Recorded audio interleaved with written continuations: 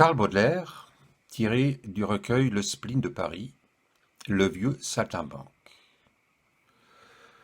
Partout s'étalait, se répandait, s'ébaudissait le peuple en vacances. C'était une de ces solennités sur lesquelles, pendant un long temps, comptent les saltimbanques, les faiseurs de tours, les montreurs d'animaux et les boutiquiers ambulants, pour compenser les mauvais temps de l'année.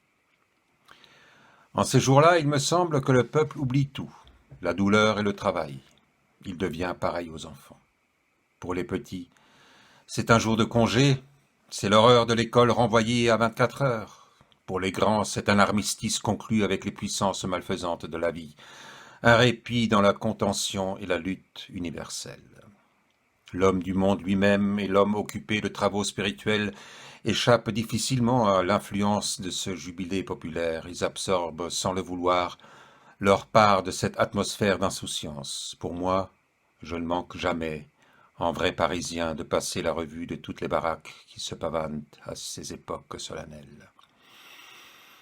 Elle se faisait en vérité une concurrence formidable. Elle piaillait, beuglait, hurlait. C'était un mélange de cris, de détonations de cuivre et d'explosions de fusées.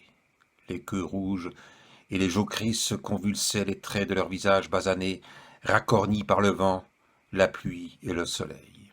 Ils lançaient avec l'aplomb des comédiens sûrs de leurs effets des bons mots et des plaisanteries d'un comique solide et lourd comme celui de Molière. Les Hercules, fiers de l'énormité de leurs membres, sans front et sans crâne, comme les orang-outans se prélassaient majestueusement sous les maillots, lavés la veille pour la circonstance. Les danseuses, belles comme des fées ou des princesses, sautaient et cabriolaient sous le feu des lanternes qui remplissaient leurs jupes d'étincelles. Tout n'était que lumière, poussière, cris, joie, tumulte. Les uns dépensaient, les autres gagnaient, les uns et les autres également joyeux. Les enfants se suspendaient aux jupons de leur mère pour obtenir quelques bâtons de sucre ou monter sur les épaules de leur père pour mieux voir un escamoteur éblouissant comme un dieu. Et partout circulait, dominant tous les parfums, une odeur de friture qui était comme l'encens de cette fête. Au bout, à l'extrême bout de la rangée de baraques, comme si honteux, il s'était exilé lui-même de toutes ses splendeurs. Je vis un pauvre saltimbanque, voûté, caduc, décrépit, une ruine d'homme, adossé contre un des poteaux de sa cahute, une cahute plus misérable que celle du sauvage le plus abruti, et dont deux bouts de chandelle coulants et fumants éclairaient trop bien encore la détresse.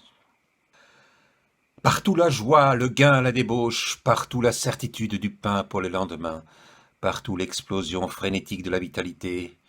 Ici la misère absolue, la misère affublée, pour comble d'horreur de haillons comiques, où la nécessité, bien plus que l'art, avait introduit le contraste.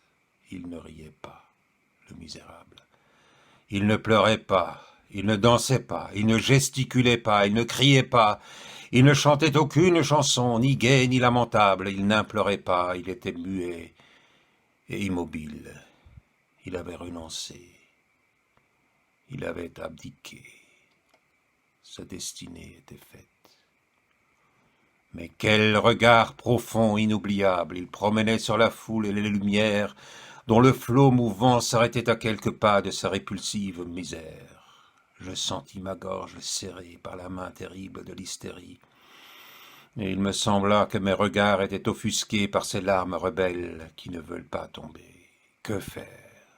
À quoi bon demander à l'infortuné quelle curiosité, quelle merveille il avait à montrer dans ces ténèbres puantes, derrière son rideau déchiqueté? En vérité, je n'osais. Et, dût la raison de ma timidité vous faire rire, j'avouerai que je craignais de l'humilier. Enfin, je venais de me résoudre à déposer, en passant quelque argent sur une de ces planches, espérant qu'il devinerait mon intention, quand un grand reflux de peuple causé par je ne sais quel trouble m'entraîna loin de lui. Et, m'en retournant, obsédé par cette vision, je cherchais à analyser ma soudaine douleur, et je me dis: je viens de voir l'image du vieil homme, de l'être qui a survécu à la génération, dont il fut le brillant amuseur, du vieux poète sans amis, sans famille, sans enfants, dégradé par sa misère et par l'ingratitude publique, et dans la baraque de qui le monde oublieux ne veut plus entrer.